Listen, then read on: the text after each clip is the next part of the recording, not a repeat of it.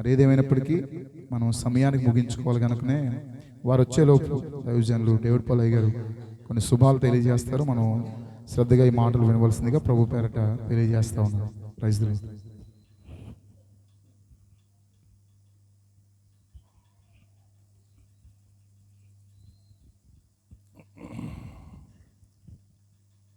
దేవునికి స్తోత్రం కలుగును గాక. అందరూ సంతోషంగా ఉన్నారా? సంతోషంగా ఉన్న వారందరం మరొకసారి దేవుని బిడ్డలారా, ప్రభు నామములో మీ అందరికీ శుభాలు తెలియజేస్తూ ఉన్నాము. ముఖ్యంగా మన మధ్య ఆత్మస్వరూపిగా ఉన్నటువంటి యేసు ప్రభు వారికి నా యొక్క ధన్యవాదాలు తెలియజేస్తూ ఉన్నాను. సంఘము బలపడాలని సేవకుడు ఎంతగా కష్టపడుతూ ఉన్నాడో నాకు చాలా సంతోషంగా ఉంది. ఈ కష్టానికి ఒకరోజు దేవుడు ఫలితం ఇస్తాడు. ఆమేన్. దేవుని బిడ్డలారా, మరి దైవజనులు అబ్రహాం శామ్యూల్ గారు దారిలో ఉన్నారు. మంచి స్పీకర్ అయినా చాలా చక్కని వాక్య పరిచర్య చేసే తలాంతు దేవుడు వారికి ఇచ్చారు. చిన్న కొన్ని మాటలు మనం చెప్తున్నాం. ఈ మధ్యలో బైబిల్ చూడనక్కర్లేదు. లూకా సువార్త 15వ అధ్యాయం మీ అందరికీ తెలుసు. 15వ అధ్యాయంలో ఏ విషయాలు ఉన్నాయో కూడా మీ అందరికీ బాగా తెలుసు. లూకా సువార్తలో 15వ అధ్యాయంలో ఏ విషయాలు ఉన్నాయండి? 3 ఉపమానాలు ఉన్నాయి. 3 ఉన్నాయి ఉపమానాలు. మొదటిది ఏంటి? 100 గొర్రెలు కలిగినటువంటి ఒక వ్యక్తికి ఆ ఒక గొర్రె ఏమైపోయిందంట? తప్పిపోయింది. రెండవది 10 వెండి నాణ్యాలు కలిగినటువంటి స్త్రీ ఎన్ని పోగొట్టుకుంది? 1 పోగొట్టుకుంది. తర్వాత తప్పిపోయిన కుమారుడి యొక్క ఉపమానములో ఆ తండ్రికి ఎంతమంది కుమారులండి? 2 కుమారులు. దీన్ని ఒక రకంగా సైంటిఫిక్గా మనం ఆలోచిద్దాం. ఎలాగంటే 100 గొర్రెల్లో ఆదిమ సంఘం నుంచి వస్తూ ఉంది. సంఘం చాలా ఉజ్జయంగా వస్తూ ఉంది.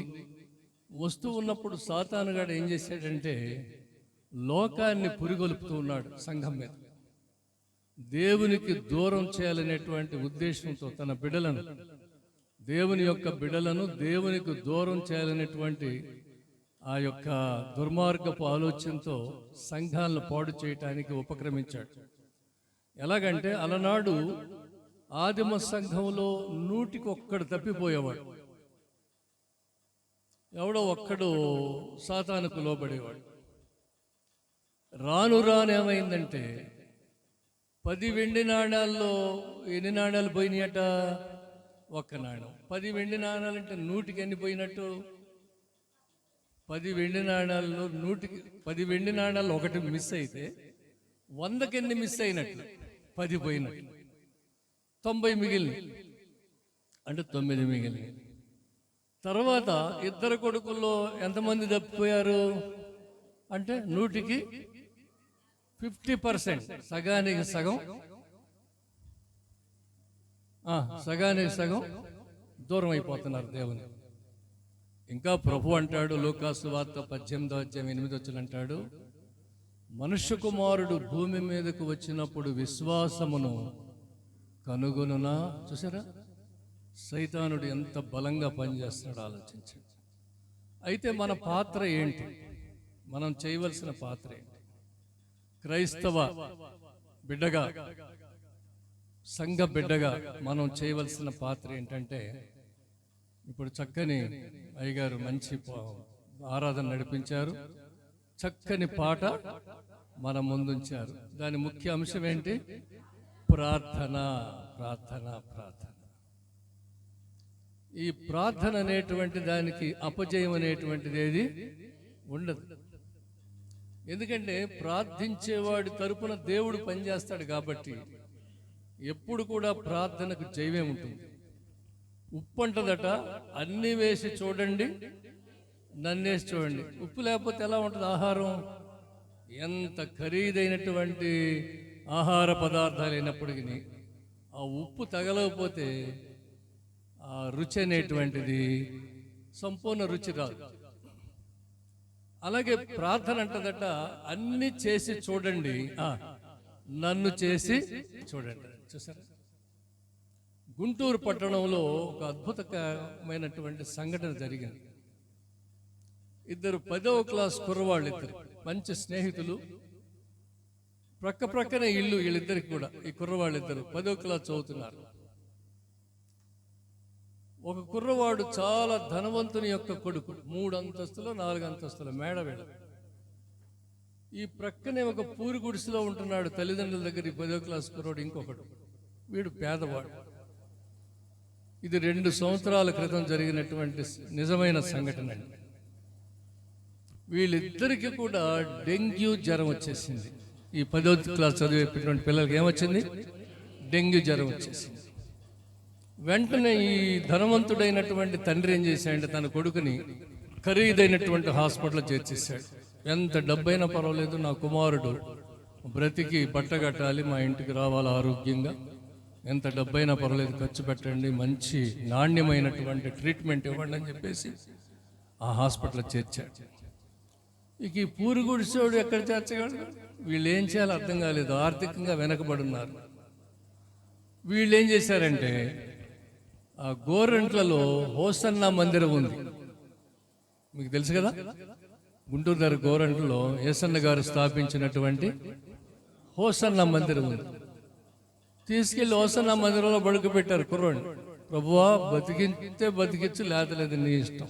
హాస్పిటల్కి తీసుకెళ్ళి మేము వీడికి ట్రీట్మెంట్ ఇచ్చేటువంటి స్తోమత మాకు లేదు నాయన అని చెప్పేసి దేవునికి అప్పచెప్పేశారు. ఇంకప్పుడు అక్కడ చాలా మంది, ఒక 25-30 మంది పాస్టర్లు, జూనియర్లు కానీ సీనియర్లు కానీ తిరుగుతూ ఉంటారు. ఒక్కొక్కడు రావడం, బిడ్డకు ప్రార్థన చేయటం, ఇట్లా జరుగుతుంది. దేవుని బిడ్డలారా నమ్మండి, హాస్పిటల్లో చేర్చబడిన వాడు చనిపోయాడు, వీడు బతికి బట్టగట్టాడు. దేవునికి మహిమ కలుగు, దేవునికే మహిమ. సరే, ఎంతటి సమస్య అయినా కానీ దేవుని దగ్గర పెడితే ఏమవుద్దంటే అది 97వ కీర్తన 5వ వచనం.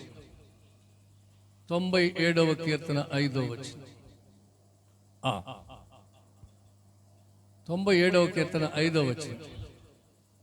యెహోవా సన్నిధిని, సర్వలోకనాథుని సన్నిధిని పర్వతములు మైనము వలె.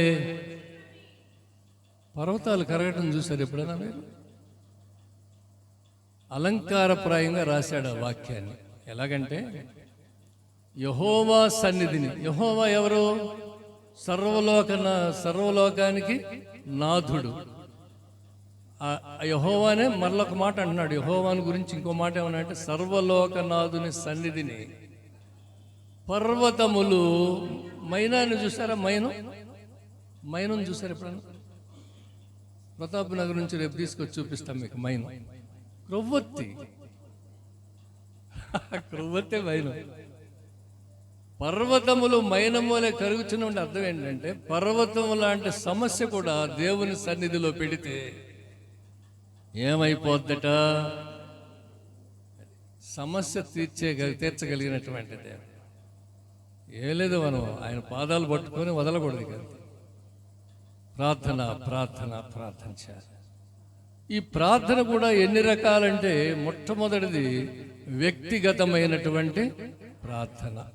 మత్తయి సువార్త 6వ అధ్యాయం 6వ వచనం అంటాడు, నీవు ప్రార్థన చేయున్నప్పుడు నీవు నీ గదిలోనికి వెళ్ళి. అది వ్యక్తిగతమైన ప్రార్థన. చెప్పండి ఎవరన్నా బైబిల్ చూడకుండా.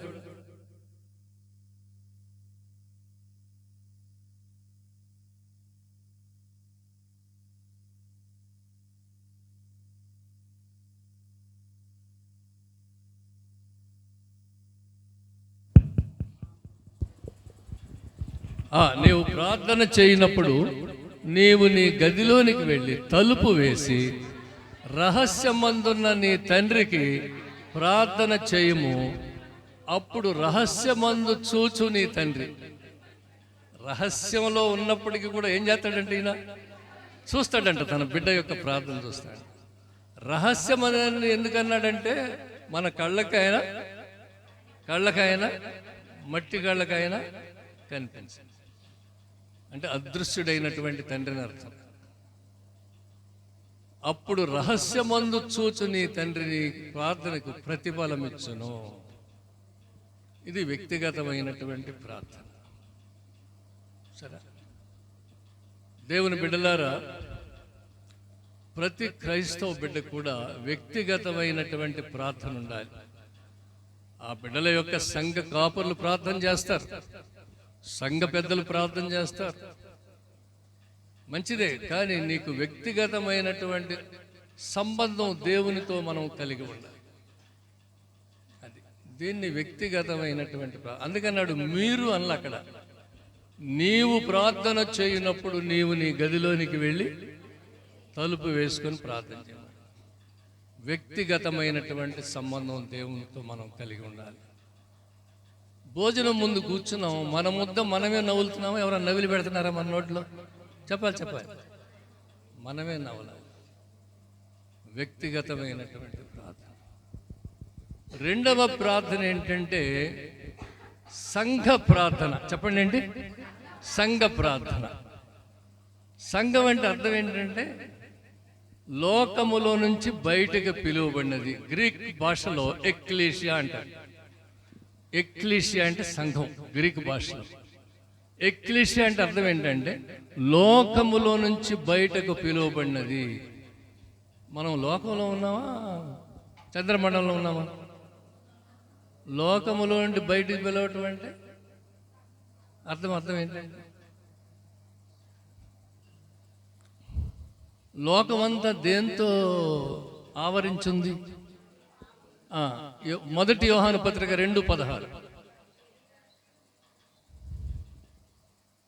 1వ యోహాను పత్రిక 2:16.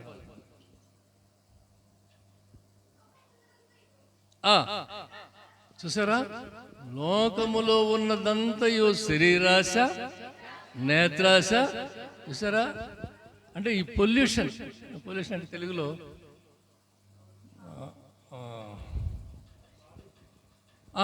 కలుషితం అయిపోయింది. లోకమంతా ఈ మూడిటితో కలుషితం అయిపోయింది. వీటిల్లోంచి మనం బయటికి రావాలి. వీటిల్లోంచి బయటికి ఎలా వస్తామండి? లోకంలో నివసిస్తా అని మీరు అడగవచ్చు. ఒక మంచి ధనవంతుడు అమెరికా దేశంలో, భక్తిపరుడైనటువంటి ధనవంతుడు అమెరికా విమానంలో ప్రయాణం చేస్తూ వెళ్తున్నాడు. మంచి భక్తిపరుడు ఆయన. విమానంలో first class, second class, third క్లాస్లు ఉంటాయి. ఫస్ట్ క్లాస్ టికెట్ తీసుకున్నాడు, పైన కూర్చున్నాడు. విమానం వెళ్తూ ఉంది. ఎయిర్ హోస్టెస్లు ఉంటారు. ఎయిర్ హోస్టెల్ అంటే విమానంలో నర్సులు ఉంటారు. ఒక అమ్మాయి ఒక ట్రేలో ఒక గ్లాసు నిండా మద్యం తీసుకొచ్చి ఇచ్చింది. ఏంటమ్మా ఇది అని అడిగాడు. ఇది వెల్కమ్ డ్రింక్ అండి. వెల్కమ్ డ్రింక్ ఎందుకు తాగుతారమ్మా అని అడిగాడు. అంటే ఆకాశంలో ప్రయాణం అవుతున్నాం కదా, ఎలాంటి బెదురు లేకుండా కొంచెం కిక్కిస్తుంది ఇది, అందువల్ల కొంచెం భయం లేకుండా ఉంటుందండి ప్రయాణికులకి, వెల్కమ్ డ్రింక్ అంటారు దీన్ని. అయితే ఓ పని చేయమ్మా అన్నాడు. చెప్పండి సార్. పైలట్ ఆఫీసర్ ఉన్నాడు కదా విమానం నడుపుతూ, అతనికి ఇవ్వమ్మా. ఇంకెవరు? పైలట్ ఆఫీసర్కి ఇస్తే విమానం ఏమైపోద్ది? కూలిపోద్ది సార్ అంటుంది. ఇప్పుడు ఇది నేను తాగానంటే నా విశ్వాస జీవితం కూడా కూలిపోద్దమ్మా, తీసుకెళ్ళి నాకు అవసరం లేదన్నాడు. దేవునికి స్తోత్రం చెప్పండి. ఇది లోకానికి ప్రత్యేకంగా జీవించడం అంటే లోక ఆకర్షణలకు లొంగకుండా, దేవునికి అవమానం తీసుకురాకుండా బ్రతకటం. చూసారా? ఏమన్నాడు తెలుసా? నేను నా విశ్వాస జీవితం కూలిపోద్ది తాగానంటే. అందుకంటే ఎఫెసీ పత్రిక 5వ అధ్యాయంలో మద్యముతో మత్తులై ఉండకుడి. దేంతో ఉండాలి మరి? ఆత్మపూర్ణులై ఉండండి అంటాడు. చెప్పండి, ఏ పూర్ణులై ఉండాలట? మద్యముతో మత్తులై ఉండకు. చూసారు? దేవునికి మహిమ కలుగును కాదు. వచ్చారా అయ్యగారు? వచ్చారా? Okay. Welcome sir. Praise lord.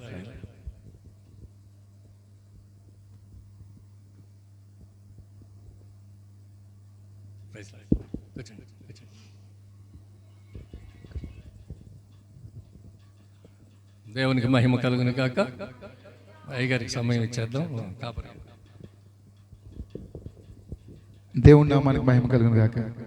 రెండు చేతులు పైకి చెప్తే హల్లెలూయా, హల్లెలూయా. మరి ఇంతవరకు చక్కని విషయాలు దైవజనులు తెలియజేశారు. అందుని బట్టి దేవుని ఎంతో స్తుతిస్తూ ఉన్నాను. మరి ఆలస్యమైన సమయానికి ముగించే ప్రయత్నం చేస్తూ ఉన్నాం కనుక దైవజనులు మన మధ్యలో ఉన్నారు. మరి ఈ సమయంలో ప్రార్థన చేసుకుని దైవజనునికి సమయాన్ని అప్పగిద్దాం. మన మధ్యలో ఉన్న దైవజనులు ఆశీర్వాదంగా వచ్చి ప్రార్థన చేస్తారు. ప్రార్థన తదుపరి దైవజనునికి సమయాన్ని ఇద్దాం. అందరూ కూడా ప్రార్థనలు ఏకీభవించవలసిందిగా ప్రభు పేరు తెలియజేస్తాం. ప్రార్థన చేసుకుంటాం. ప్రేమగల తండ్రి, కృపగల దేవా, నీకు వందనాలు ప్రభువా. మీ దాసులు ప్రభువా, రాజుగారు ప్రభువా, ఆయా సంఘంలో ప్రభువా, సంఘాన్ని నేను ఆధ్యాత్మికంగా బలపరచాలి, ఇంకను ప్రభువా ఆధ్యాత్మికమైన స్థితిలో ఎదగాలనే ఉద్దేశంతో ప్రభువా నన్ను ఈ ఉపవాస ఉద్యోగ కూడుకులు ప్రభువా మీ దాసులు ఏర్పాటు చేశారు. ఆయన ఈ రాత్రి మొదటి రాత్రి ప్రభువా నన్ను మీ దాసులు ప్రభా ఈ స్థలంలోనికి తోడుకొని వచ్చారు. మీ దాసుల నోట ప్రభువా మీరుండి ఆయన మాకందరికీ కావలసిన మాటలు మీ దాసుని ద్వారా పలికించి మమ్మల్ని బలపరిచి మీరే నడిపించి మీరే బలంగా వాడుకోమని సమస్తము నీకే మహిమయు ఘనత ఈ ప్రభావాలు చెల్లిస్తూ యేసుక్రీస్తు వారి ప్రశస్తమైన నామములు అడుగుచున్నాం తండ్రి, ఆమేన్. ప్రార్థించిన దైవజనులు ప్రత్యేకమైన వందనాలండి. మరి సమయాన్ని నేను దైవజనులకు అప్పగిస్తా ఉన్నాను. అందరూ చప్పట్లు కొడుతూ దేవుడి నామాన్ని మహిమపరుద్దాం.